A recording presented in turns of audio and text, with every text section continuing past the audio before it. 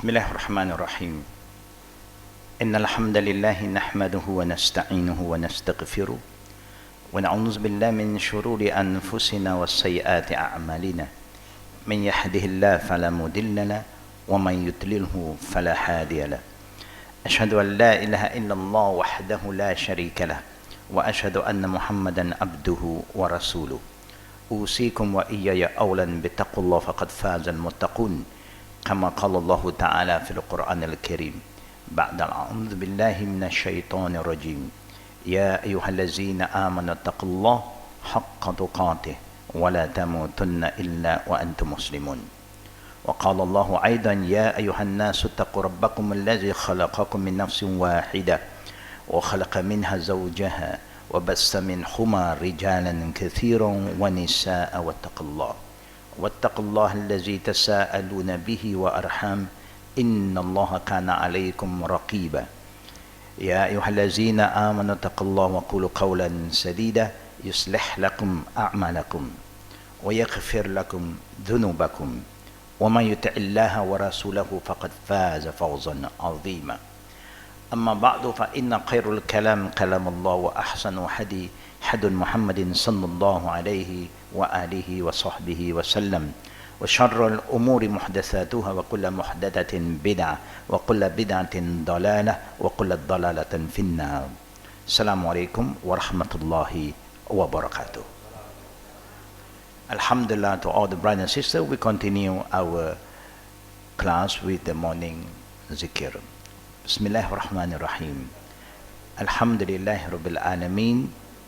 Allahumma salli ala Muhammad wa ala ali Muhammad kama sallaita ala Ibrahim wa ala ali Ibrahim innaka hamidun majid. Allahumma bika asbahna wa bika amsayna wa bika nahya wa bika namut wa ilayka an-nushur. Bismillahillazi la yadurru ma'asmihi syai'un fil ardi ولا في السماء وهو السميع العليم. رضيت بالله ربا وبالإسلام دينا وبمحمد نبيا. اللهم زدني علما نافعا ورزقا طيبا وعملا متقبلا. يا مقلب القلوب ثبت قلوبنا على دينك وعلى طاعتك. اللهم اختم لنا بالحسن الخاتمة ولا تختم علينا بالسوء الخاتمة. اللهم أدخلنا جنتك اللهم أدخلنا جنتك اللهم أدخلنا جنتك وأجرنا من النار وأجرنا من النار وأجرنا من النار. ربنا آتنا في الدنيا حسنة وفي الآخرة حسنة وقنا عذاب النار. وصلى الله على محمد وعلى آله وصحبه أجمعين والحمد لله رب العالمين. آمين يا رب العالمين. All praise due to Allah Rabbul Alameen for His guidance, His blessing. Allah subhanahu wa ta'ala have given all of us great opportunities and He have offered us the great month Ramadan al-Mubarak that we have fasted this year, Alhamdulillah, where all of us are aware what is the blessing, the significance of fasting and praying at night and staying awake more in the last 10 nights of Ramadan. The Prophet have informed us, Man sama Ramadana imanan wa ihtisaban, man qama Ramadana imanan wa ihtisaban, man qama laylatul qadri imanan wa ihtisaban, غفر له ما تقدم من ذنبه. This is a great blessing from Allah that the whole month of Ramadan is a month of forgiveness. Allah keep on open the door of forgiveness, His rahmah, and forgive all His servants who ask Him to forgive their sin. Just by praying at night, Qiyam Ramadan, sincerely for the sake of Allah, with the right intention, then Allah forgive all our sin. Just by fasting with the right intention, Allah forgive our sin. Now, what is important for us to understand after Ramadan, today I personally feel will be the last day of all the brothers and sisters who are still traveling, because it's a school holiday, so they may have traveled with their children. Then today will be the day for them to come home. Yeah. But tomorrow will be back to normal again. Yeah. Things have changed a lot. Even among the not yet Muslim, normally they say, when you have a New Year festival, everybody stay at home. Today, no. New Year, everybody is planning to get out. Yeah? Get out. Yeah. Even the Chinese family, the New Year, they are gone. They say, so that they don't have the headache to think of planning, open house, close house, visiting family, relative. They just plan their way to go out from the country. So they relax. The same is happening to a lot of Muslims today. Yeah? But Alhamdulillah, there are still a lot of us who believe that the most important thing for the Eid is to have the family together. Yeah? That is the first thing that we always look forward to strengthen the Sirat al-Rahim. The month of Ramadan have helped us to become a stronger, a better Muslim, having more patience, not judgmental to anybody now. We have been asking Allah to make us the people who remember Allah a lot. الَّذِينَ ذَاكِرِينَ اللَّهَ كَثِيرًا. And that's why we keep on reciting the Askar, the morning prayer. When we are traveling, we recite the dua while traveling. When we arrive to our destination, we recite the dua when you arrive to your destination, and so on. Why? Because we need to have a good relationship with Allah, and not only a bit, a lot. Kathiran in the Quran said, Zakarallaha kathiran, remember Allah a lot. Yeah? By doing that, inshallah, our iman will get stronger, not only in Ramadan, like what the Prophet said, ittaqillah haythuma kunta, be closer to Allah, be conscious about Allah wherever you are. In the month of Ramadan, outside Ramadan, when you are with your family, when you are not with your family, with your friend, you never forget Allah. Now, how do you know that you are strong in remembering Allah? That means when you are with your friend, you remind them about Allah also. We talk about Islam, we talk about Iman. We never meet anybody without reminding them about Allah. Even with the non-yet Muslim, the not yet Muslim, like what Allah said in Surah Tawbah, وَإِنْ أَحَدٌ مِّنَ الْمُشْرِكِينَ اسْتَجَارَكَ فَأَجِرْهُ حَتَّى يَسْمَعَ كَلَامَ اللَّهِ حَتَّى يَسْمَعَ كَلَامَ اللَّهِ ثُمَّ أَبْلِغْهُ مَأْمَنَ ذَلِكَ بِأَنَّهُمْ قَوْمٌ لَا يَعْلَمُونَ. When any not yet Muslim is your neighbor, seek protection from you, visited you, don't just leave them without introducing Allah to them, without reminding them about the true God. The true creator is only one, that is Allah. Now that's how you strengthen your iman. By doing that, you will see, inshallah, it benefit you, because you are starting to carry out your mission as Khairul Ummah, who always remind people about Tawheed, about Allah. Whether they believe, they want to accept, you leave it to Allah. وَمَا عَلَيْنَا إِلَّا الْبَلَاء. Our duty is just to convey the message. The rest you leave it to Allah Rabbul Alamin. This is the mission of all the prophets. Now when we have that kind of spirit, then you know your awareness towards Allah is very good. While you are eating, you remind each other of Allah, about the rizqi, be thankful to Allah. Now when we pray, we always ask Allah to save us from hellfire. Now one thing I want all of us to remember, don't be judgmental and condemn anybody and saying, you are going to hell, you cannot go to Jannah. Don't ever do that. Why? There is a hadith from the Prophet ﷺ mentioned about a man who said this to his friend. Yeah? There is a man who had a very good friend, childhood friend. So now this man become pious, become more strong in his iman towards Allah. But the other friend is still doing all the bad thing. So this good friend keep on reminding his bad friend, change, my brother. Behave. No, don't do the bad thing that you are doing before. When are you going to stop? With a good intention, reminding him to become a better person. His friend is a good friend, so he just listen. He have nothing to comment. He know what his friend is telling him is correct.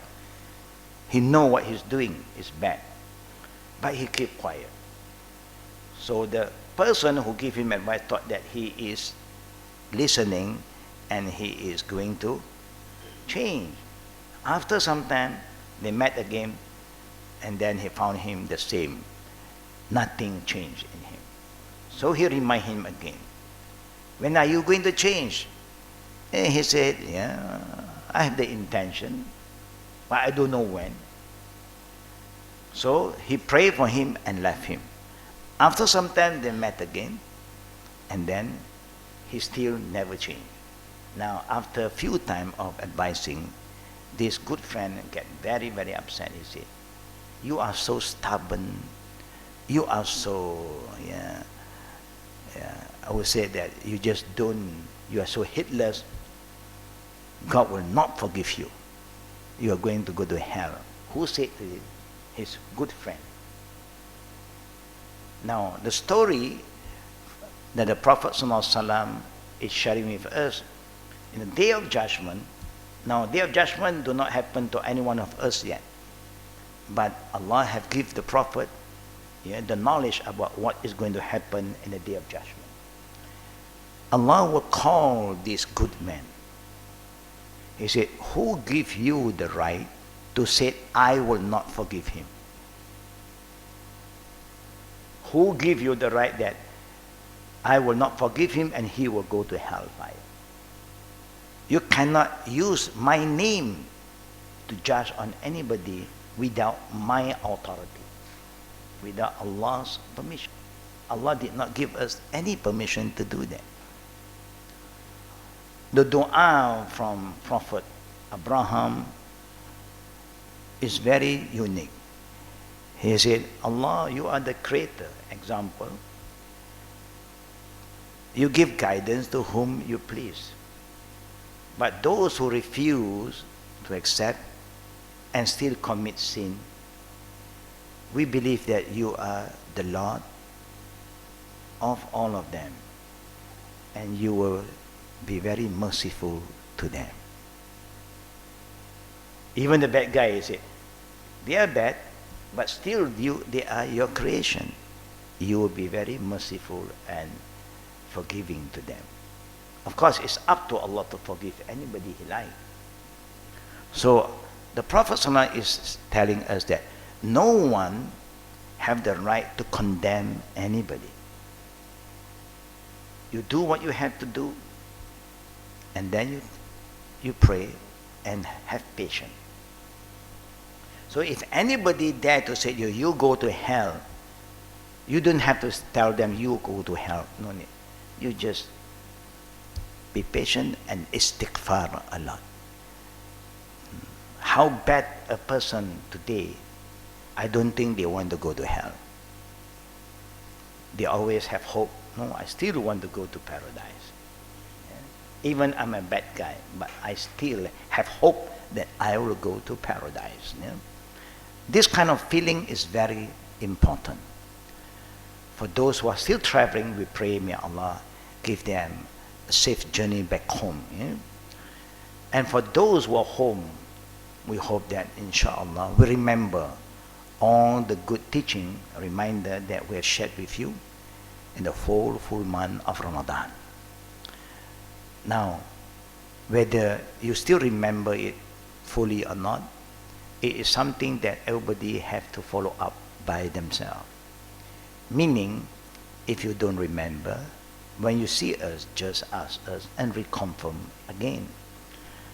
That is why the Prophet ﷺ was reminded by Allah, وَذَكِّرْ فَإِنَّ ذِكْرَ تَنْفَعَ الْمُؤْمِنِينَ. Always remind each other, like how we remind our children, because by reminding them, it always brings a lot of benefit. Today, we have seen that a lot of parents who love their children give them a lot of things, a lot of freedom, to the extent they fail to discipline them. They give them a lot of freedom. Whatever they want, they give them. And you want to know whether you have disciplined your children or not when you bring them out. When they go to people's place, people's area. Do our children have the discipline to keep the environment clean? Example. Or our children love to litter around. They don't know how to appreciate things that they are using. The environment is clean. When they come there, they just do anything they like and they litter all the way. When you see this happen, you know something is very wrong with us as parents. How can we allow that to happen? How can we allow our children to litter outside? I don't think we will allow them to do this in our own house. We don't allow our children to use some tissue and throw here, throw there, without reminding them, where do you throw your tissue? Pick it up. Example. A lot of things is happening, especially Eid. The spirit of Eid in Malaysia is very strong for 1 month. The same goes today. They still have a lot of open house, and then it's a challenge whether you're going to open house or you can come to the class and then go. You can still go if you want to go, alhamdulillah. We do have open house today, but we say we will only come after we finish our class. We want to make sure that in our life today, we want to balance out. We want to have the food for the physical body, and this is important that I'm going to share with you after this, based on the book that we are referring back the angels. And also the food of the mind is the knowledge, and the food of the soul is remembering Allah Rabbul Alameen. Brothers and sisters, if I am not wrong, all of us can just reconfirm with me that today we should be going back to the book of Knowing the Angels, page 89. Is that page 89 today? For those who bring their book with them, Now, this book that I want you all to have with you, so that at least when you miss any of the classes, or you may forget something, you have something to refer back. Just go through and have some understanding, and we can help each other when you come back and follow up with us. Now let us go back to page 89 according to what is written on my book. Teaching the prophets and the Muslim. Gabriel, angel Gabriel, gave much advice to the prophet and taught him many important things. We have seen how he visited the masjid of the Prophet ﷺ and taught the Muslim about Islam based on a very popular hadith known to every scholar, Hadith Jibreel. That means wa alaikum salam wa rahmatullah. It is a dialogue between angel Gabriel with our Prophet sallallahu alaihi wasallam. It's a long hadith, but we just make it, we simplified it that That story is about when the Prophet ﷺ one day, after his prayer, he normally will have a short tazkirah, reminder. Now the Prophet way of teaching his ummah is not like us, having classes, having courses, long courses, diploma course, degree. No, there's no diploma, there's no degree. In the time of the Prophet, you don't have BA, MA, PhD, nothing. You only have, become a good Muslim. Just seek knowledge wherever you are. See? So it's very simple. Nobody worrying about exam, no exam. You know? Today there's a lot of exam here and there, and then after finish their diploma, wow. And they go to degree, mashallah. Class. It end there. Your knowledge just end, and on the paper, class. But the knowledge the Prophet shared with his ummah is through daily reminder. After prayer, he will sit down and alert his ummah what they should do and what they should stay away. That's what the Prophet do. Then one day, a man just walked in through the gate of Masjid Nabawiyah towards the Prophet.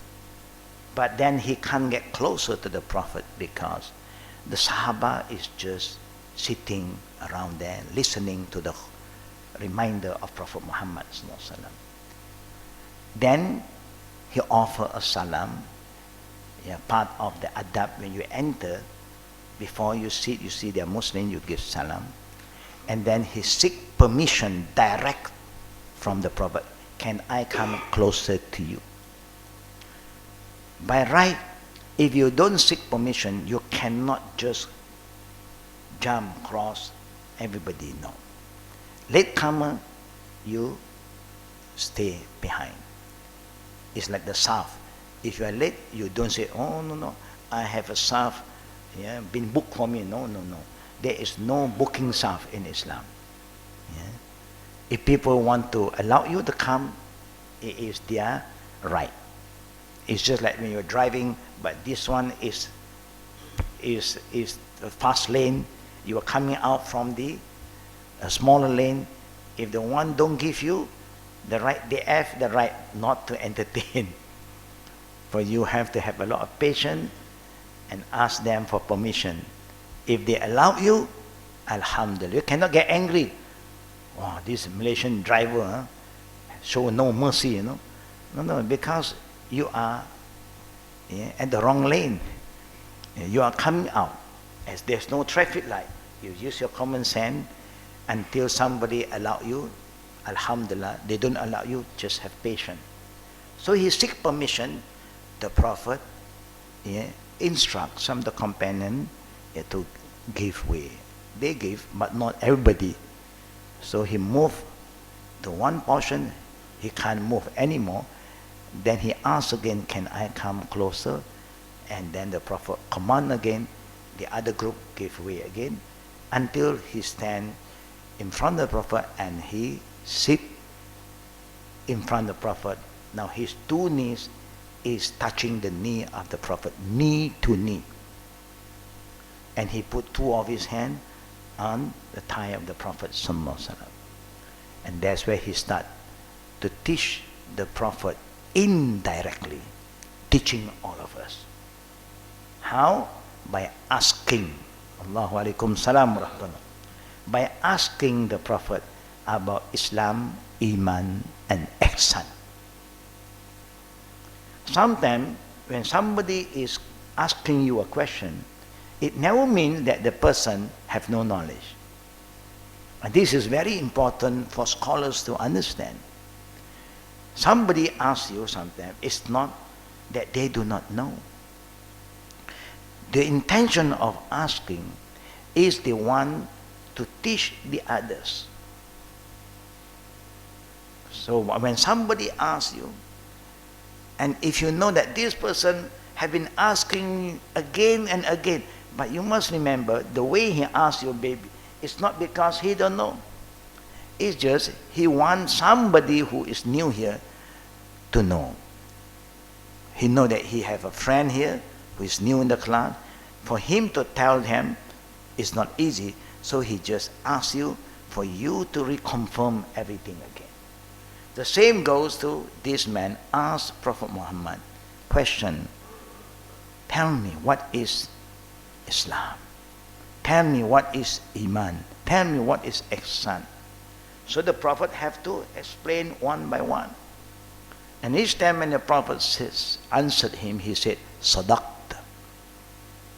You are telling the truth. He confirmed. Yeah? That's how the angel came to teach all of us about our religion. This is just an example. And then the Prophet ﷺ, after confirming everything, he just excused himself and then he left. Neither the Prophet asked him, who are you? No. The Prophet never asked. But later on, the Prophet asked to come, do you know that man? Everybody was surprised to say, no, we have never seen him before. I don't think that he is staying near to the mosque. He's not any of our neighbor, but he looks so fresh that he just came out from the house next to the masjid. Then the Prophet asked somebody to go and look for him again. They can't see him anymore. He's gone. He came and disappeared. Then the Prophet realized that he is Gabriel. Yeah. In another example, Aisha radiallahu an said that the Prophet said, Ma zala Jibril yusini bil jar hatta zanantu annahu sayuwarrisu. Gabriel kept telling me to be kind, to be kind to the neighbor. Look at what the Prophet said. Gabriel kept telling me to be kind to the neighbors until I thought that he would tell me to give them of the inheritance. When Gabriel kept on telling, be kind to your neighbor, ikram dayfak, ikram dayfa. The Prophet even said, man kana yu'min billah wa yawm al-akhir falyukrim jarahu. Whoever believe in Allah and the Day of Judgment, you must honor and be kind, be respectful to your neighbor. But this is not one-time reminder from Gabriel, many times. And in the time of the Prophet, when you talk about neighbors, you're talking about 40 houses right, 40 houses left, 40 houses in front, 40 houses behind. And now because you have flat going upward, 40 go upward. If you're in the 80 floors, if you have a building of 80 floors, then 40 up, 40 down. There is the Islamic neighbors. We have problem. We don't even know who is our neighbor sometimes. Yeah. Allahu Akbar. But this is just a reminder, that you must honor, respect their right. That's why when you want to do anything, some good neighbors, mashallah, you can see in certain residential area, they have their own parking space, but when there is a kind of walima going on, they seek permission from all the neighbors. Can we put the tent up? Can we use your parking space? And good neighbors say, no problem. That is good. But if you don't treat your neighbor kindly, you're so selfish, you don't even acknowledge them, no smiling face to your neighbor. Now when you want to have this kind of ceremony, you may have problem when they don't like you. No, I'm busy, I have my guests. So when you have a good neighbor, actually it's a good sign, and that you are having good company. That's why when you want to move house, you don't look at the landscape.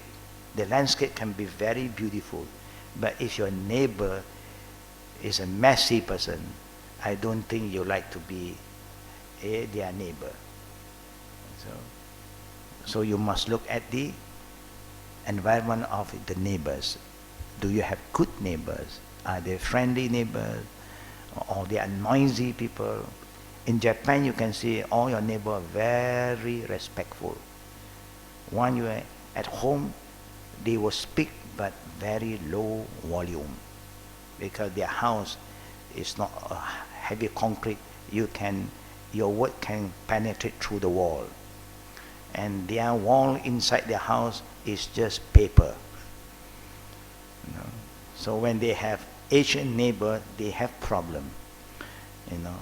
Normally when we visit Japan, and then we visit our friends, and then after a while there's somebody knock at your door already. Shh. You see, neighbor complaining too loud. We do not only talk too loud, we smile also very loud. We laugh very loud. We disturb your neighbor. These are things that we have to learn. Of course, they don't have the right to inherit anything unless they are your waris, the inheritors.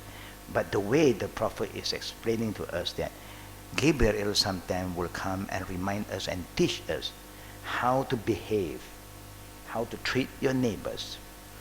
And then the Prophet also said, Gabriel taught the Prophet ﷺ how to perform wudu, even making wudu. And that's why when you want to make wudu, brother and sister, you don't make your own wudu. Even our Prophet ﷺ never come up with his own method of performing wudu. But he have to wait until Gabriel came to him. Allah will send Gabriel and will teach the Prophet. Because wudu is an act of worship. Cleaning, anybody know how to clean themselves. If your hand is dirty, you just can wash. If you need extra washing, you put some soap and so on. Khalas. But wudu is a unique way of purifying yourself.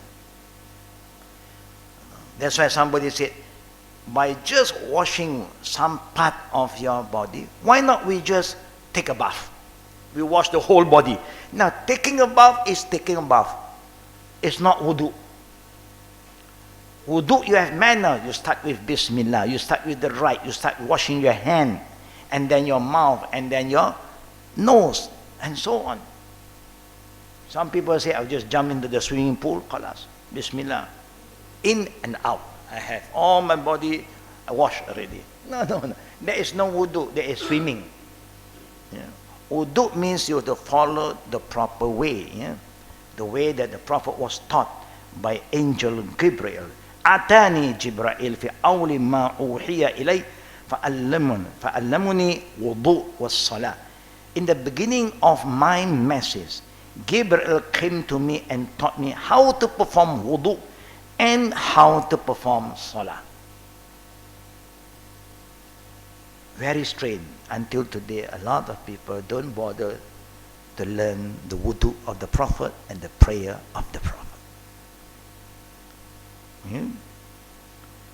The Prophet ﷺ also tells us that Gabriel taught him how and when to perform the 5 prayers. Example, based on this hadith from Bukhari, Muslim, and also from An-Nasa'i.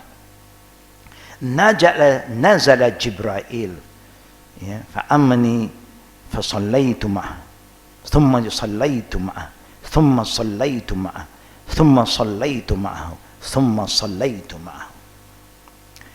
Gabriel descended and he became the imam for me in the prayer. We know Isra and Mi'raj, the Prophet went up to Sidratul Muntaha, received the special gift from Allah, As-Salawatul Khamsin, the 50 prayers. Then it was discounted to 5. Alhamdulillah. But the Prophet was not taught by Allah over there how to perform the prayer. And when the prayer's time start, the Prophet had no idea. He just received the gift of Salah. The most important pillar of Islam after Shahada. It's like a gift from Allah that Allah allowed every individual to communicate directly with Him without going through any medium. Today, when people want to do something, normally they have to go through a medium. Because the Guru will say that you all cannot communicate with God because you are not pure, you are not clean, you are so corrupted. So you have to go through me.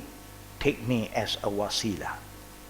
That's why you got stuck with all these Sufis, tariqat, that they said that nobody can get close to Allah without going through me. Now that we agreed only to one person. That is through Prophet Muhammad sallallahu alaihi wasallam. Yes, Allah said so. Qul in kuntum tuhibbun Allah fattabi'uni yuhibbukum Allah. Allah said that. Whoever said they love Allah, they want to get closer to Allah, Allah said, you just follow one man, the Prophet that I have chosen, Muhammad sallallahu alaihi wasallam. Other than that, nobody have the right to say, come through me. You are so impure, you are so corrupted. I'm so clean, so you only can get closer to Allah by calling my name first. If you keep on forgetting me, this is my poster. Hang it. And now they have the poster now. All this is not the way of our Prophet sallallahu alaihi wasallam. So Gabriel the next day came. I share with you what in the other hadith. Gabriel led Prophet Muhammad in prayer so that he, the Prophet, could learn the prayer as Allah wanted it to be performed. وَمَا يَنْتِقُ عَنِ الْهَوَى. Prophet would never say anything based on his feeling and desire except what Allah revealed upon him. And in Sunan an-Nasa'i, it is narrated from Abu Mas'ud that the Prophet ﷺ said, Gabriel came down and led me in prayer, so I pray with him. Then I pray with him. Then I pray with him. Then I pray with him. Then I pray. How many times? 5 times. And he counted off on his fingers 5 times. This is what the Prophet ﷺ is telling us. And in a Sunan is narrated from Ibn Abbas that the Prophet ﷺ said again, Gabriel led me in prayer at the Kaaba twice. Where? At his house? No. The house of the Prophet is not far from Kaaba. If anybody visit Mecca, there is a library. They call Maktab al-Maq. That library is where the Prophet was born. But they don't highlight the house, the birth of the Prophet ﷺ's place. No. Because people, human are very unique. If they know that this house belonged to Prophet Muhammad, they may go and tawaf around this house. They want special blessing. So they have to safeguard the iman of the weak Muslim. They don't tell you. Only people who have knowledge will know. That if you know, they have turned it into a library. They have caretaker. If anybody will come there and go and rub the wall and rub and having special, he will chase them away. So each time Gabriel will come and invite the Prophet towards Kaaba. And then he will enter with the angel, and that is why near to Kaaba, between the door of Kaaba and Hijr Ismail, the curve, there is one area known as Musalla Jibreel, where Gabriel stand there and led the Prophet in the prayer. He become the Imam. Last time they put a black marble, that part a black marble, to differentiate with other area. Other is white, that is black. But when people come to know that that is where Gabriel is, then people just want to pray there. Can you imagine? Millions of people make tawaf, you want to pray there? And you are going to stand there alone. Who is going to stop for you? People will keep on making tawaf. I don't think you can pray. But crazy people, they don't care. You knock me down, I stand up again. You push me, I come back to that area again. So they flatten the area. They make it equal. For people who knows, they knows. For people who do not know, they will know. So he came and led me in prayer at the Kaaba twice. He led me in praying Zohar when the sun had passed its zenith, by the length of a sandal thorn. And he led me in prayer Asr, when the shadow of every object was the same length as the object itself. He led me in prayer Maghrib time, when the fasting person break his fast. He led me in praying Isha, when the twilight had ended. And he led me in praying Fajr at the time when food and drink become haram for the one who is fasting. On the following days, he led me in prayer Zohar when the shadow of the object was the same length as the object itself. He led me in prayer Asr when the shadow of an object was twice as long as the object itself. He led me in prayer from Maghrib at the time when the fasting person break his fast. He led me in prayer Isha when the third of the night had passed. And he led me in praying Fajr when there was a fair amount of light. Then he turned to me. Then angel turned to the Prophet. He said, Ya Muhammad, these are the time observed by the prophets before you. It so happened the time that Allah had fixed, it's not only for us, the same kind of timing Allah had fixed for the early prophets. That's why when we are praying, we are connected.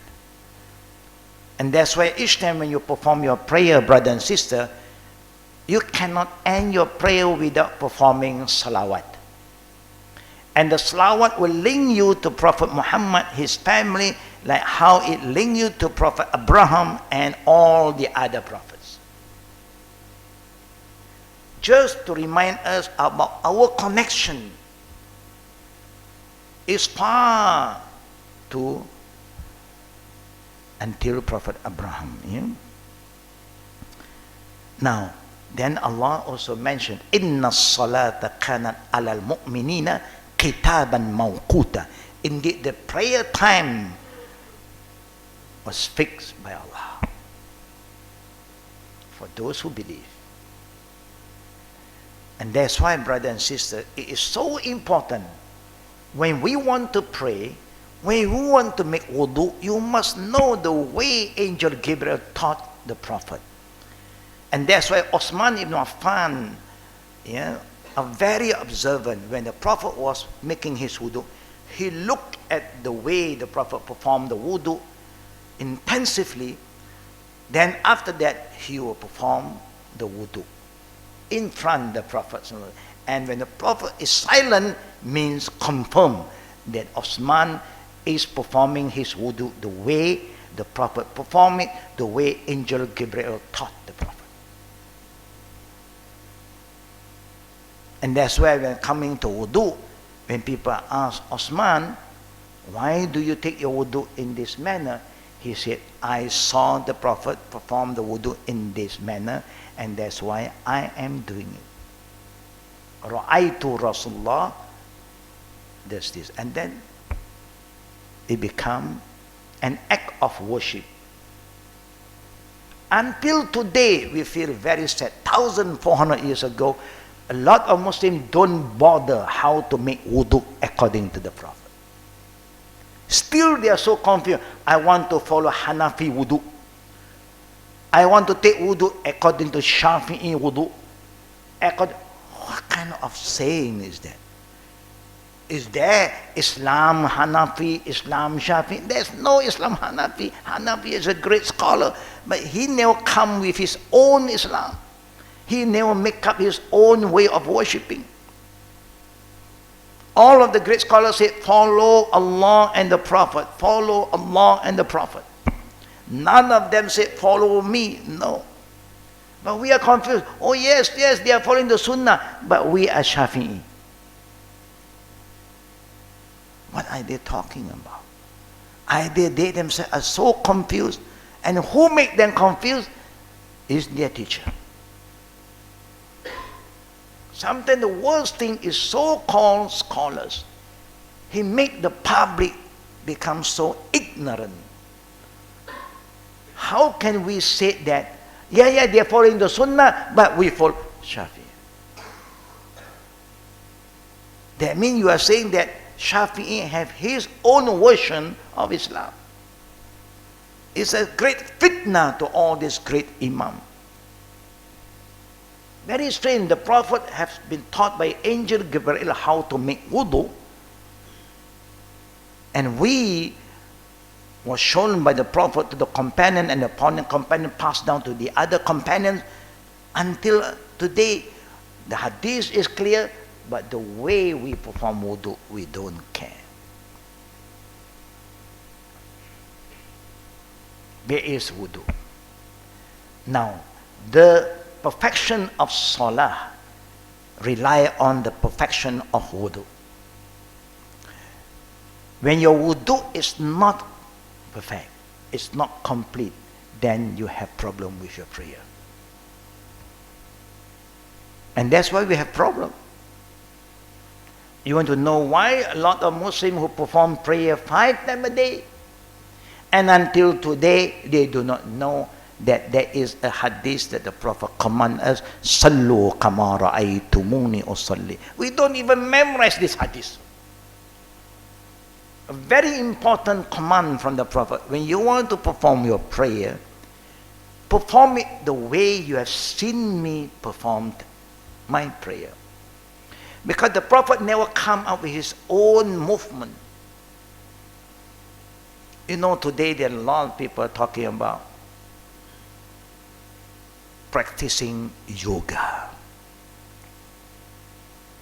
Is that okay?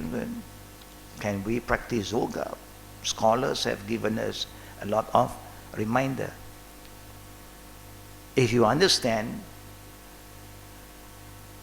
it's deep rooted to the Hindus' belief.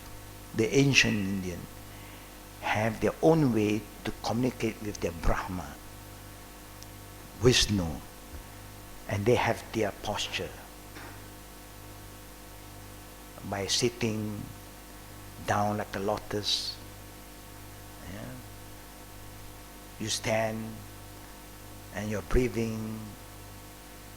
They call that asana. Asana means the position that you are going to be in when you are making your yoga. Allah Rabbul Alameen, who loves us, have taught this ummah how to be connected to Allah with our own movement. We have standing, we have bowing down, we have iqtidal, we have sujood, we have sitting tashahhud. And that's why the Prophet said, Sallu kama ra'aytumuni usalli. Today, majority of the Muslims, you ask them, how many times you raise up your hand in your prayer? They don't remember. The only thing, when I want to raise, I raise. When I don't raise, I don't raise. No one really know how many times you raise up your hand.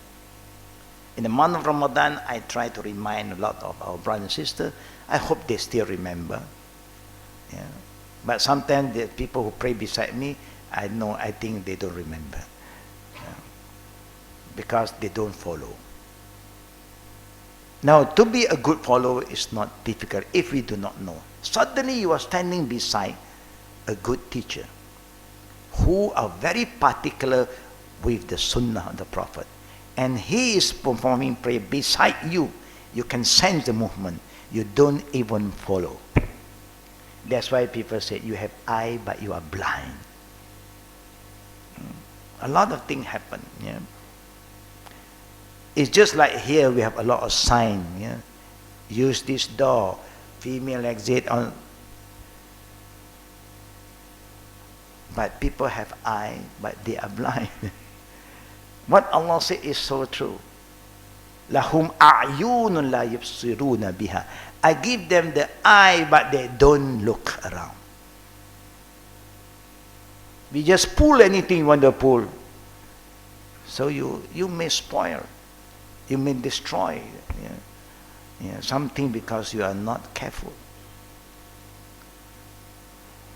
Very strange. The strange thing is, it happens most of the time on us. Other group of people seem to be very alert about everything. If they say, this place is for you to throw your rubbish, and this dustbin is for you to throw only plastic bottle, they will know plastic bottle here, rubbish there. When you come to an area, put your shoes on the shoe rack. They know where is the shoe rack, they know where to put. Else, you can tell them again and again, but it never really go into their brain. They just don't care. You remember if you go to Mecca, if you put your shoes anywhere you like, after that, after prayer, you never see your shoes anymore. All the things they will gather and they take the small mini bulldozer and they bulldoze it into outside area and put it there. They have a jumbo sale there.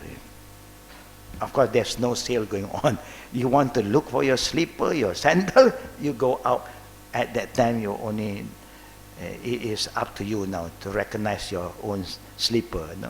Everybody may have the same size. As long as it fits your feet, alhamdulillah, you just wear it and move out. And that's why the best thing for you to do, put it in a plastic bag. They give you, every day you enter Masjid Haram, they have plastic bag for you. You pull it, put into your shoes inside there, and then you pray and put your shoes in front of you. Guarantee you have your shoes back. Here you do that, they throw your shoes out. But which is more holy? Our mosque here is more holy or Masjid Haram? Masjid Haram is more holy, but they allow you to bring your shoes.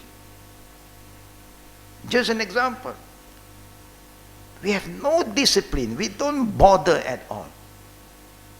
When the Prophet was taught by Angel Gabriel the way to perform the prayer, not our way, not the way of the Prophet, the way of Allah. You want to be connected to Allah, you do this kind of exercise. You don't have to follow other people's way of to be connected to God. You want to practice yoga, practice how to pray properly. Then you know you don't need to do that anymore. Enough. Yeah, because Islam is about movement, action. Not just sit there and do nothing and you feel good. And people say, oh, this is for health. Yeah. If you want to be healthy, do a lot of walking. You want to be more healthy, do a lot of climbing. Yeah. Not just sitting all the way now. No prophet was sent to teach these people just to see. You have to breathe. You walk and you breathe. You know, you bend down, you breathe. You know, but sometimes it's their way because they do not know the best way. They come up with their own way. We were given the best way. The way that Allah have chosen for us, the way that Allah have taught all the prophets, why don't we follow? And we remember, if you go back to the ancient Hindus, all this yoga is linked to Brahma, Vishnu, this position, the posture that they move. The way that we are thinking about, like we don't know how to breathe. Only the yogi will know how to teach you how to breathe. Now Allah have taught us how to breathe. Yeah. Look at the baby breathes very well. You know. And we have been living, through the normal breathing, we have been living.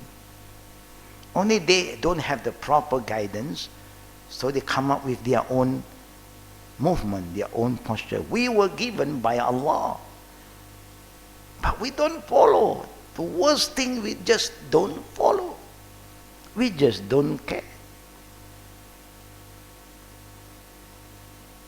Just example, the Prophet have made it very clear. Don't pray without facing a sutra. We know that the Prophet said 1,400 years ago, don't pray without a sutra. We just don't care. Sutra ka, putra ka. I want to pray, I pray. Where I understand is up to me. I don't bother. Something is very wrong with us. We have been guided so well. Everything is so detailed. But how can we become the ummah who was not detailed? And that's why we do a lot of things we are not particular. If you are very detailed in your prayer, brother and sister, inshallah, if you are very detailed in your cleanliness, inshallah, you will be very detailed with the other environment. But because we are not detailed people. Even Islam is very detailed.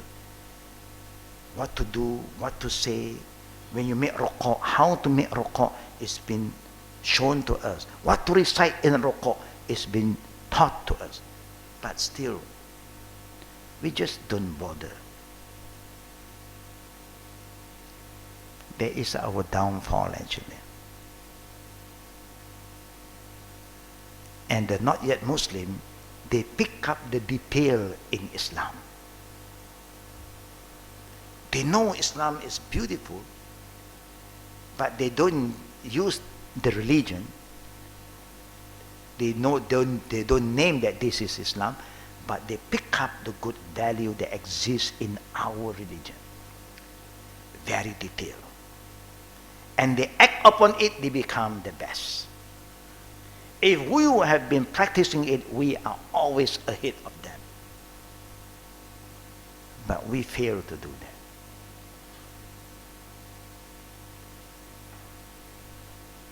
Which religion teaches us to observe cleanliness more than Islam? But then, this is a sign you want to check. Whether your iman is okay or not, you check this. If your iman is pure and clean, not corrupted, then your action will be the same. If you're very sincere, clean, very pure, tasfiyatul iman, then you have tasfiyatul nafs. Then you are a clean person. Wherever you go, you are very clean. When you use anything, you know how to make the place clean. Because you are a clean person. Today we are not that kind of ummah anymore. You come to a place, it's so clean, you see after you left, you mess up everything.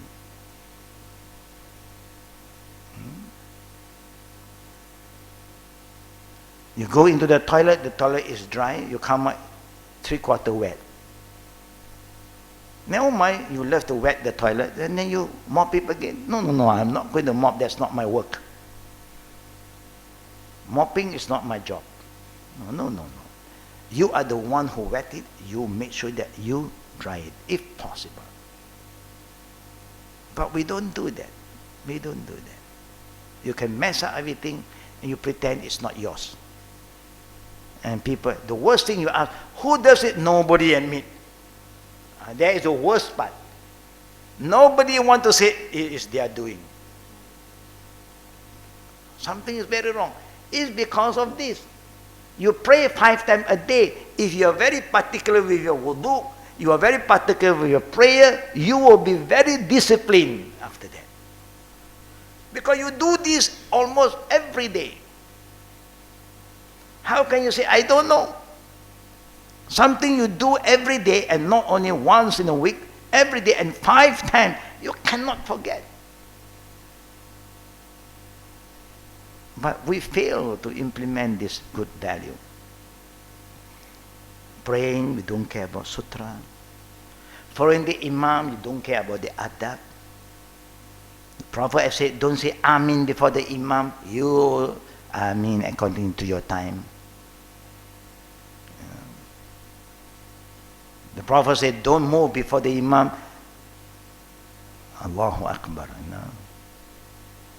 We are not fast learners. We are very fast to go against the sunnah. We are not fast in following the sunnah. This is very important, brothers and sisters. Yeah?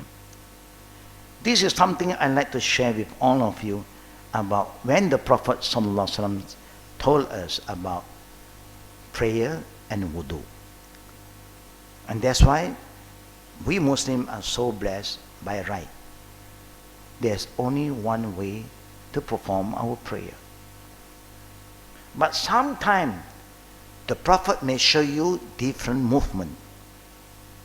Then it is just a sign to show you that the Prophet is giving us other way out. You may have problem in this, then you can do it in this manner. Example, the sitting of iftirash, the first tahiyyat. This posture, the asana from the Muslim side, is the best. When you sit down straight. When you stand straight. A lot of people even stand, they don't stand straight. They just support one leg just hanging. No. Stand straight. Balance. When you bow straight so that even you put a glass of water, it do not split because you are following the posture correctly. No cheating. When you go for prostration, you do not prostrate like a dog.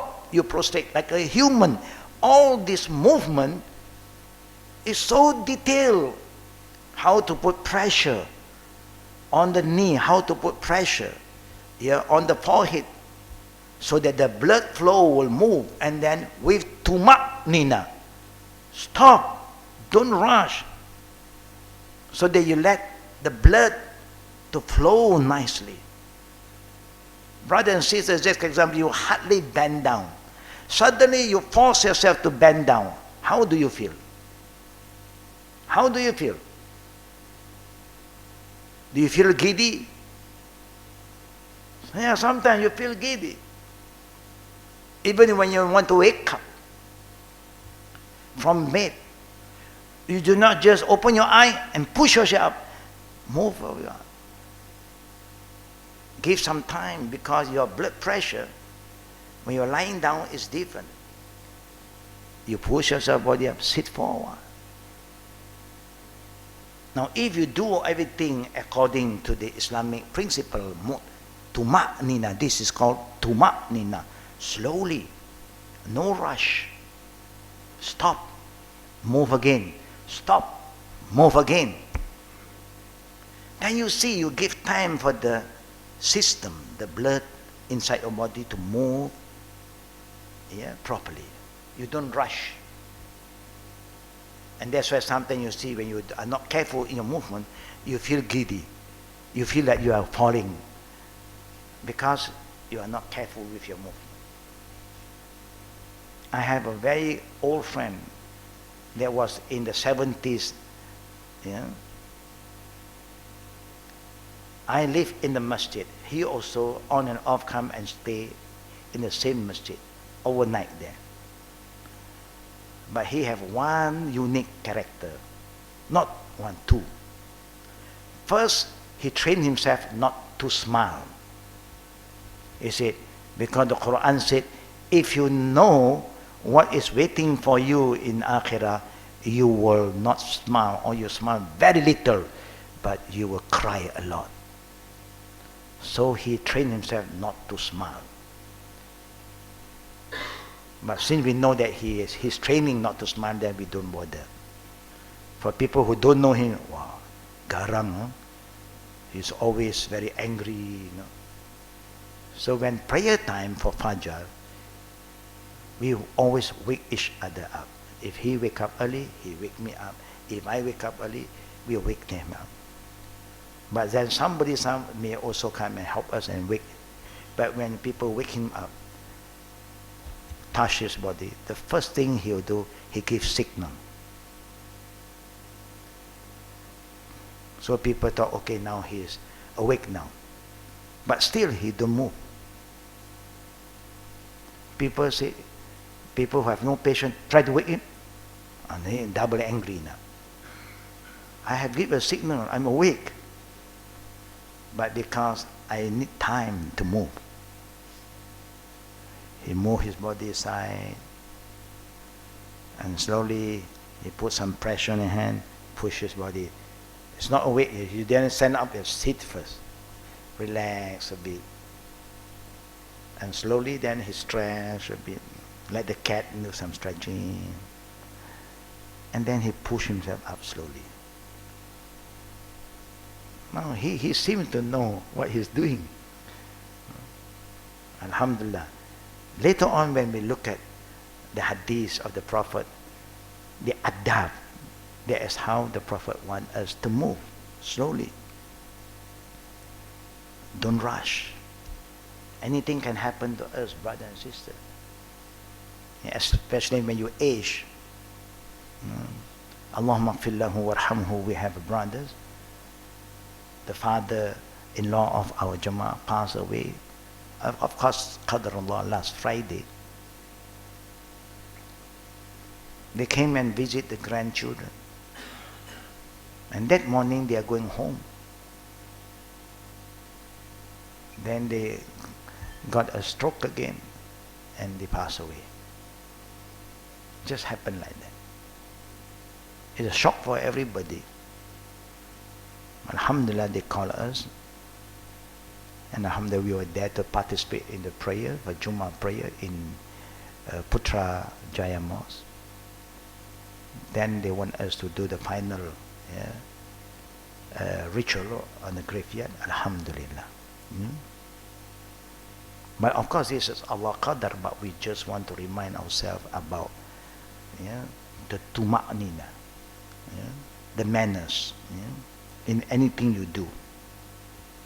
So brothers and sisters, once again, we like to remind all the good brothers and sisters, please don't take the wudu lightly. As long as I make wudu is enough.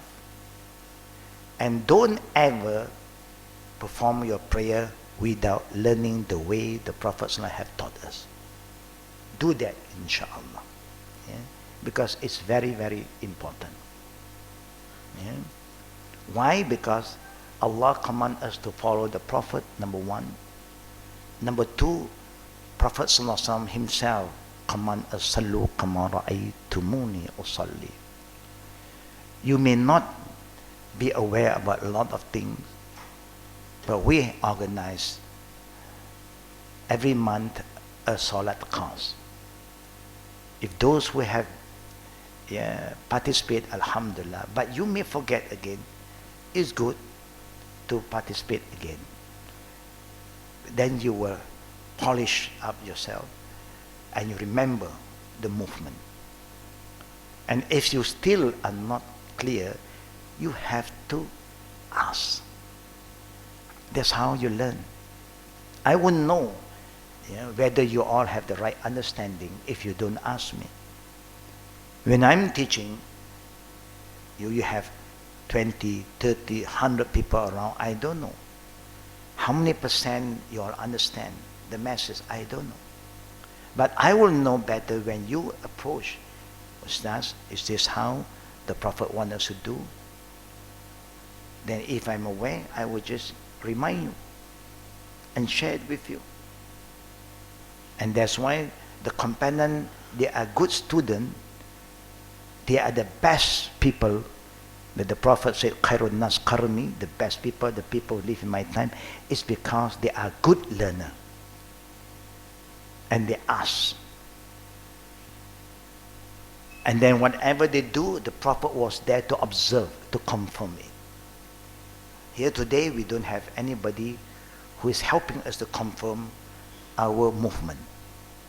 I only can help those who I'm close to. I've seen them making some mistake in front of me. Then I can remind them. Yeah? So the whole month of Ramadan, I keep on reminding everybody. Yeah? Because of that. Now there are scholars who just teach you and leave it to you. It's up to you. They don't bother anymore. After the class, it's up to you. But the Prophet is not just there to teach us. He's not just a mu'allim, but he was a murabbi. He's like a father, a mother figure to guide us, coach us, remind us, supervise us, monitor us. That's why we have been blessed. We have a Prophet who are very concerned about what we do. You cannot get a teacher like him anymore. The normal teacher will teach you, after that, nafsi, nafsi. It's not my problem anymore. I try to be a bit more than that. Even then, people complain. Yeah, I'm too particular. I always complain. I don't complain. I just want to make sure that we practice what we learn. Because where we go, we must show good example. We must also bring this good sunnah of the Prophet, not only by telling people about the sunnah, we show them the sunnah, the beautiful sunnah of the Prophet when we are with them. Even while we are showing, people don't bother. Then we must be alert what they are doing. Later on, we remind them. This is how we do things. And by doing that, inshallah, Allah Rabbul Alamin love those who love His Messenger, Sallallahu Alaihi Wasallam. Not just like how we love Prophet Muhammad, perform a lot of salawat, but we follow his sunnah. A lot of Muslims love the Prophet. And that's when they blew a lot of salawat to the Prophet. They is encouraged to do a lot of salawat to the Prophet. But each time when you do make the salawat, please follow the way of the Prophet. Don't make your own salawat. The Prophet taught his companion to do salawat. Never once he add the word Sayyidina. So don't put that. But you can see a lot of people will add plus this and plus that and plus that. So many plus. The only plus that you are like to use is toll plus. And also you drink 100 plus. But come to prayer, is perfect already. The way the Prophet taught us to make salawat is the best salawat. Don't create your own salawat. Again, you see, we fail to follow. Is that wrong?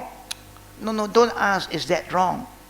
Did the Prophet ﷺ taught any of his companions to do that kind of salawat? If you say yes, show us the proof. It must be written. If there is, alhamdulillah. If none, don't make changes. Be a good follower. Even then, we fail to follow. What is happening to this ummah? We have all the guidance, written guidance, black and white, but we still turn astray. Refuse to follow. This is very, very bad. We just end Ramadan. We are in month of Shawwal now. Normally Shawwal, what do we do? What do we do in Shawwal? We fast. Alhamdulillah. Is the fasting of Shawwal wajib? We know that.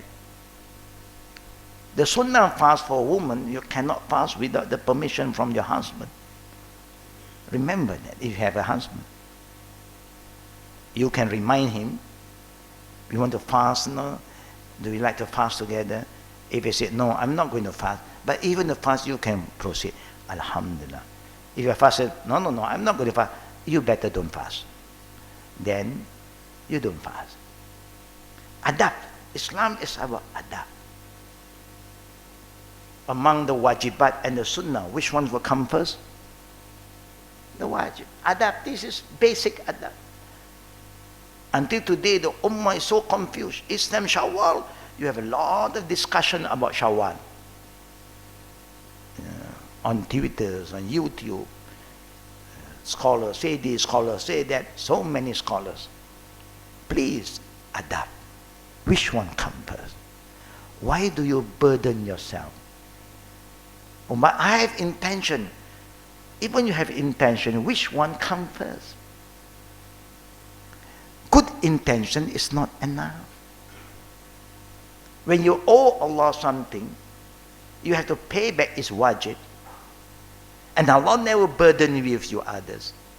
If you have time, do it. If not, no problem. Why we are so confused? Why we still argue, we entertain opinion here and opinion there, where we have the Quran and the Sunnah to guide us? And every scholar, when they talk about Shawwal, they quote the same hadith. The same hadith. Man sama Ramadan thumma atba'u sitta min Shawwal ka'annahu sawm al-dahr. Like he have fast the whole year. Yeah, it is a special reward from Allah. But then the adab is more important. Whatever you owe Allah, you owe. What happens if you die before you fulfill the wajibat? You don't think about that. Now you're going to burden the living. They have to make qada for you. Or people have to pay fidya on behalf of you. May Allah give us the right adab, brothers and sisters. We know that Angel Gabriel that we believe in is not just angel who sent wahyu to the Prophet, but he was there to guide the Prophet how to perform wudu, how to perform the prayer. So please try your best to follow the way of the Prophet sallallahu alaihi wasallam. If you are not sure, you must be sure, because this is your daily responsibility. You cannot say, I don't know. You cannot say you don't know anymore. And those who are not aware of it, our monthly course is ongoing. Just check online, and then you can confirm your attendance, so that you will be guided again, inshallah. But being human, we never deny that we may be careless sometimes, because we hear, we listen from A and B, sometimes we get confused. So let us be more focused. The prayer, you should not be confused anymore, because the Prophet only taught us the way he was taught by Gabriel. Certain movement, he showed us different movement at certain time, because there is some option over there. Some people just cannot do that movement. Just the sitting, the posture of tahiyyat. Sometimes to do iftirash, people can't, because their toes is not flexible enough. They cannot put pressure. If they start to put pressure, the whole body shake. Then the Prophet don't like you to pray while shaking your body. You must be tuma'nina, relax. Then you can sit in this posture, the asana, as what? Iq'a. You have another term. And until today, a lot of people, after learning the sunnah, they forget that when you are performing the sunnah prayer, you have only one tashahud. You don't sit tawarruk, you sit iftirash. Still, So that it's not that you don't have the knowledge, it's that you are not careful, you are not particular. So we hope, inshallah, all the brothers and sisters, when somebody is praying, you observe them. If they are right, alhamdulillah. If they don't do it correctly, you help them. Sisters, you have younger brother, when they pray and you are not praying, help them, look at them. When they follow their imam, their father, you are not praying as a mother, you look at them, how do they perform their prayer? And then if the son is not following properly, you remind them. That's how you help each other. When your children is taking wudu, once in a while check on them. I don't think we do that. No? Mostly we don't care. And wudu. After that, you don't feel this part. This part is still dry. No. You wash already. And then pray. They pray so fast that you just went and pick up something, they finish prayer already. Then you must call them do it again. And monitor them when you are given the opportunity to monitor them, brothers and sisters. Please remember what the Prophet left us to do and try your best to do. Allah will bless us. And Allah subhanahu wa ta'ala help those who help themselves. Yeah? So please, the hadith that we share with you today is about the way Angel Gabriel taught us, and the way Angel Gabriel taught Prophet Muhammad how to take wudu and how to perform the prayer. So let us try our best to follow the way of our Prophet ﷺ that will please Allah Rabbul Alameen, and Allah is sure to accept our deeds when we follow the right way. And don't be confused anymore. Yeah? We cannot be confused. Yeah? If there's any question now, we're open for Q&A. Fatafaddal.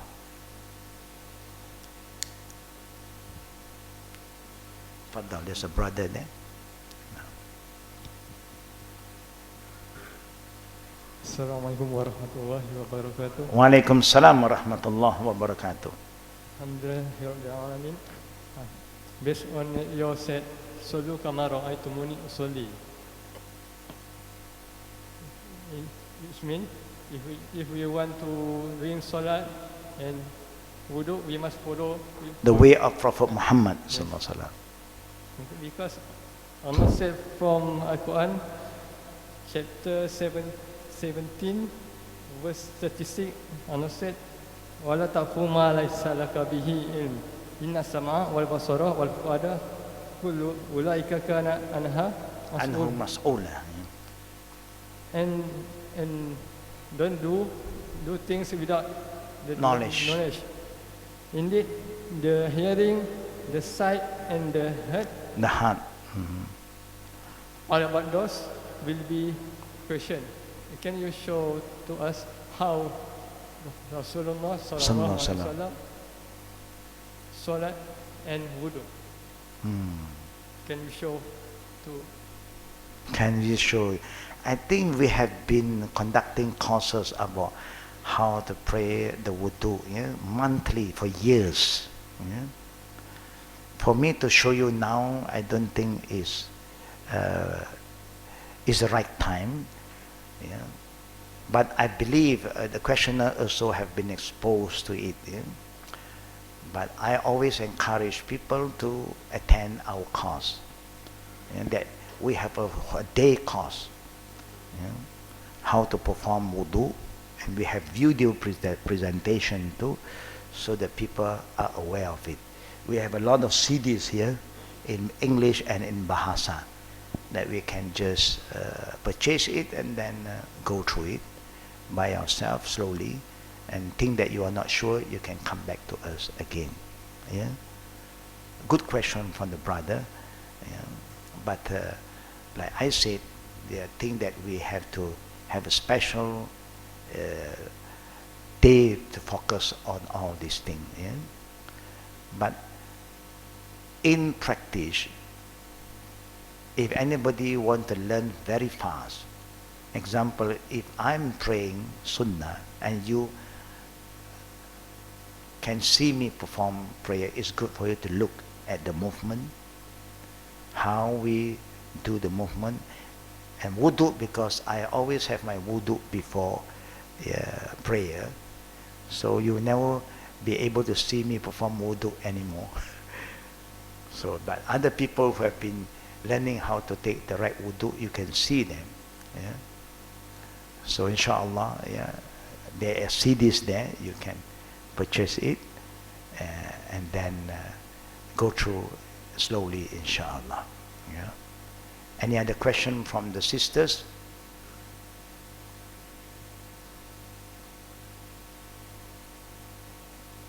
Today's sister very quiet, alhamdulillah. Yeah. After the long break, you know, and the eighth spirit, you know, alhamdulillah. You know.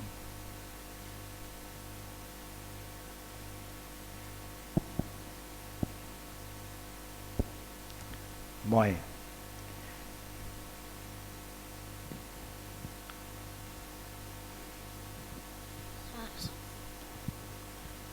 Further, it's on. The light is on, green. You see, yeah. Assalamualaikum Ustaz. Waalaikumsalam warahmatullahi wabarakatuh. When we die, before when we go to the grave, what do we see? What do you see before you go to the grave? You don't see anything. Because your soul will be taken up, yeah, to Allah. Nothing you see anymore. You only see something when your soul is being put back in the grave. Yeah? But before you die, the angel of death will come and you can see it's time for you to go home. And Satan will appear the last time in front of you. But Satan do not appear like a devil, Dracula, or like the ghost. No. He will appear in front of you, reassemble something that you love most. That's how he will appear. And the Satan will, this is the last battle. After that, he cannot influence you anymore. Khalas. So he will try to come. If you love, what is the thing that you love most, boy? What game do you like most? What game? Do you like to play game? What game? Answer me through the phone. What game? Through the mic. What game do you like most? Granny. Granny. Where's that? Granny. Or game.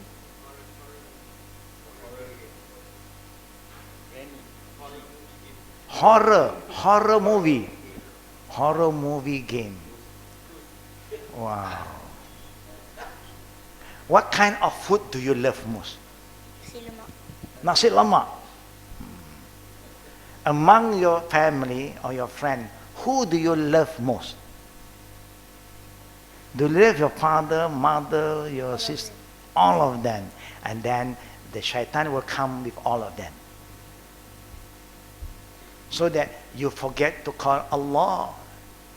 You call your sister, you call your mother, you call your father, and you die with that name. He will come in that manner. If you like a horror game, you like football, then the football hero will appear. Then you, oh, goal, and then you goal. You know, the World Cup is still on, I think. If those who are addicted, you like this hero, you say, oh, that he will come and shoot the ball and hit the goal. Goal! Selamat, you goal. Remember, that's how Satan will play with you. He didn't want to come in the way that I'm a shaitan, follow me. No. He just wants to make you disconnect with Allah. Okay? So always remember Allah. That's why before you sleep, you remember Allah. You recite the dua, you say La ilaha illallah, and you go to bed. When you open your eye, what do you say? Alhamdulillah. First thing you remember Allah. All praise due to Allah. The beginning, the ending, Allah. Huwa awwalu wa huwa akhiru. He is the beginning, nothing came before him. He is the ending, nothing come after him. Okay? Very interesting question. Because he like horror movie, that's why he think a lot of all this. I don't like horror movie. Because it's just a movie. It's not real.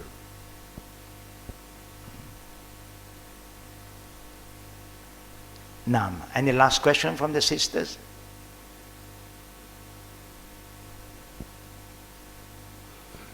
No last question from the sisters. Yeah. Again, all the sisters, we know that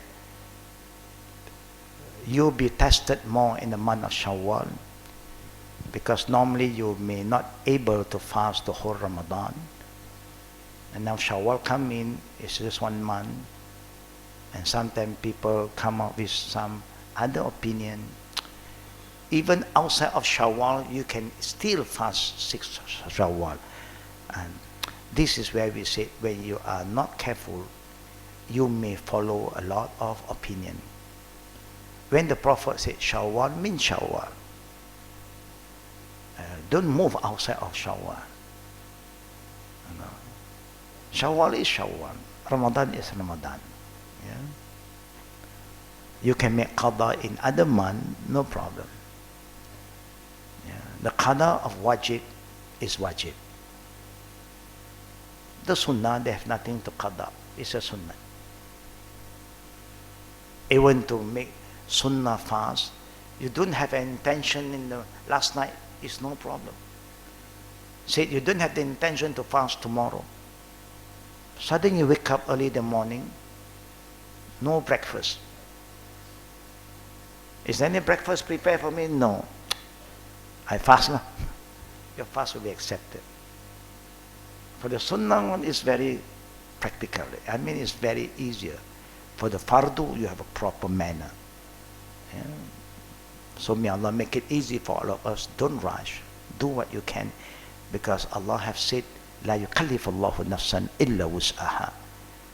Allah never want to burden you. Why must you burden yourself?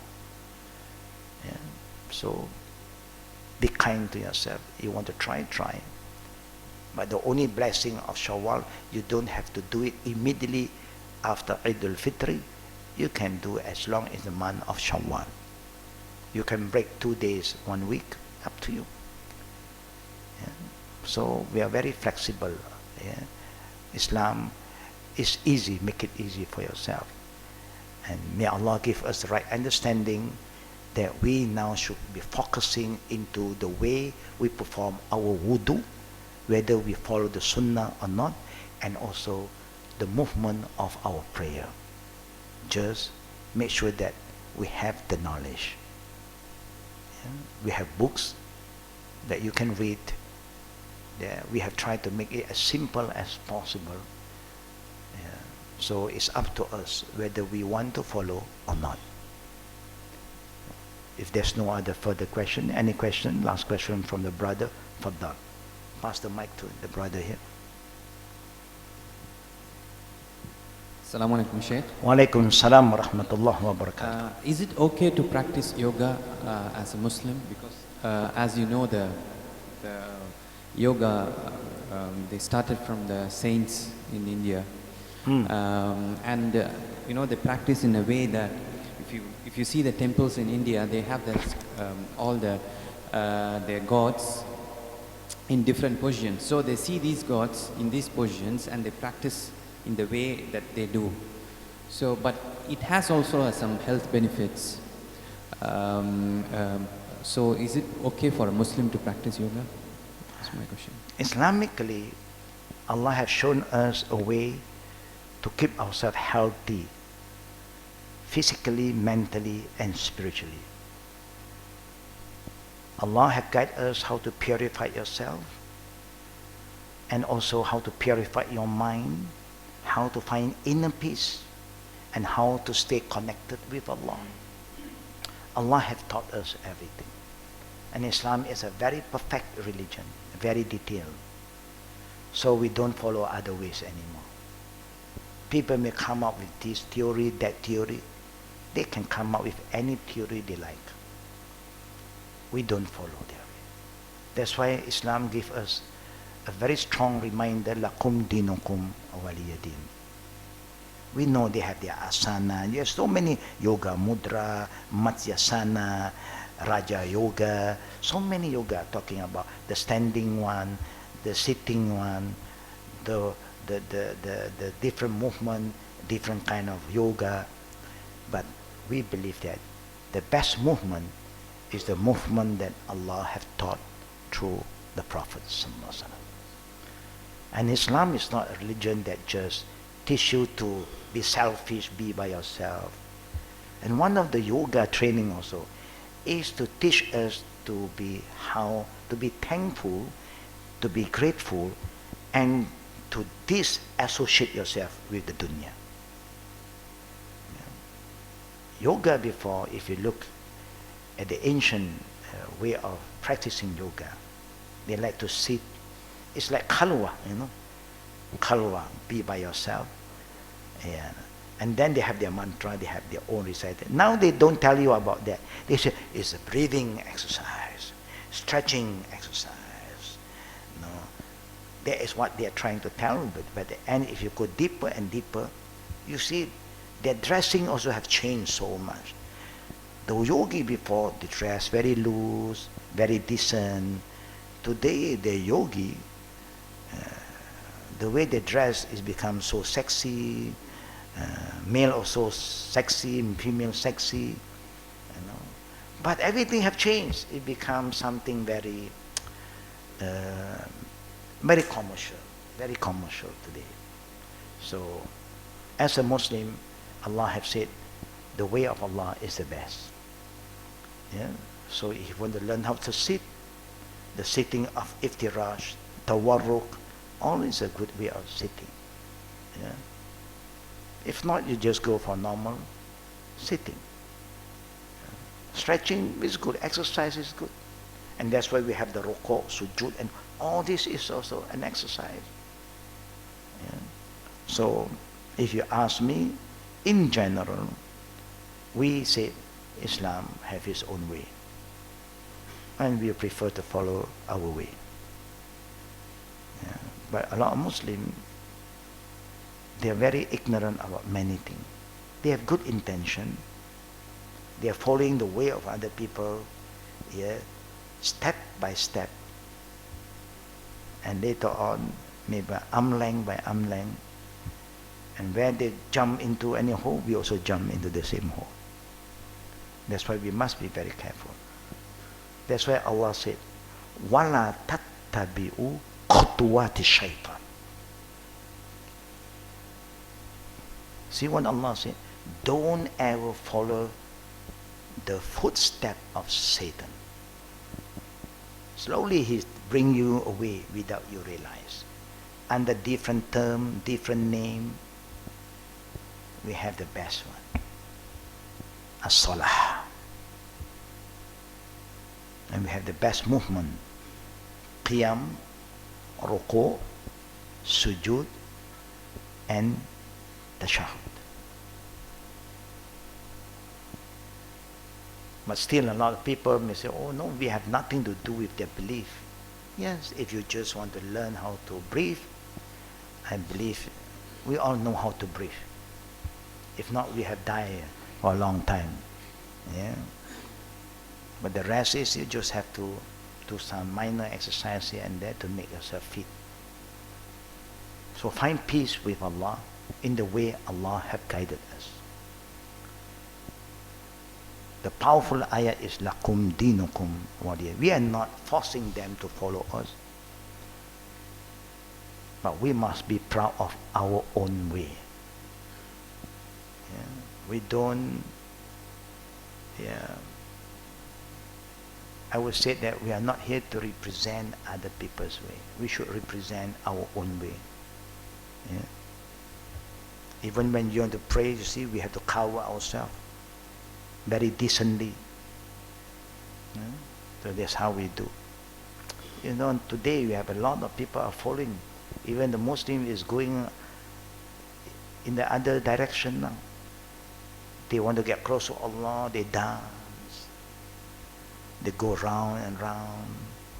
And they make zikr, left and right, the whole body is shaking now. It's moving towards other direction. But people feel good. They form a circle, first circle, second circle, and they say they move like the world move. Everybody is coming up with that kind of understanding. We say we follow the way of the Prophet Sallallahu Alaihi Wasallam. Last time I remember when we learned the Quran, if you go to the madrasa, the old madrasa, when you recite, they always want you to move like that. Why do they want you to move? Why do they want you to move? No, they just want to make you move because they worry if you don't move, you get sleepy. No, if you just read, you doze off. So you keep on moving. And later on, we thought that it's a sunnah to move when you recite the Quran. No. It's just maybe they said they do not want you to get sleepy so fast. So you keep on moving. And nowadays, Jum'ah, a lot of people do that. They doze off very fast. They're fighting, they're remembering Allah. Slowly they're getting